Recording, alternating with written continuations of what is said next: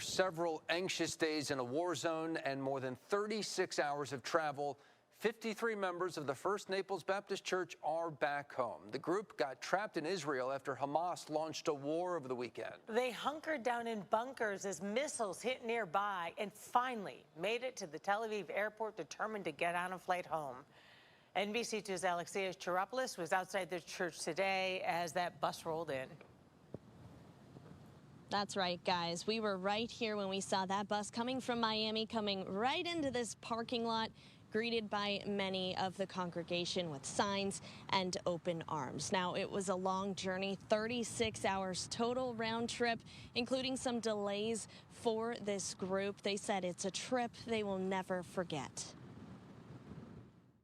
As a pastor, it is just a sense of relief to know that. To know the entire First Naples Baptist Church group who went to Israel is home now or is on their way back. One of our theme songs, this isn't a Christian song, but our theme song for the trip was Sweet Caroline. And we would just start singing it and just kind of cheering each other up. The sound of good times got them through the sounds of sirens, leading up to missiles erupting miles from their hotel room.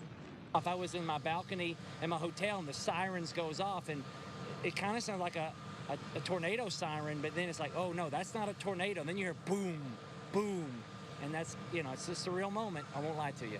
Pastor Alan Brumback says twice they had to go into bunkers in Jerusalem. Stones that are there from like the Byzantine age, and you're hunkered down under these old stones in the city of Jerusalem. So that was a unique experience. For locals in Israel, they told him what they're going through now is different than previous conflicts. Everyone in the country is saying this. This is bad. This is bad as we've ever seen it.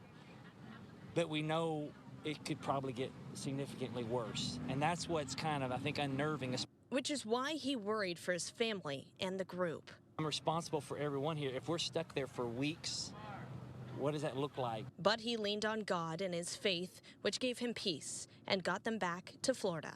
Faith is fine in the sunshine, but you really see where your faith is when it rains. And for those on this trip, it poured, which only brought the congregation closer together. Many of them welcomed those on the bus back home with signs. It's amazing. It's amazing that they're here and that we prayed so many prayers. Now, Pastor Allen says he will continue to pray for Israel and the locals there, and he hopes their journey back to Florida will help you do the same.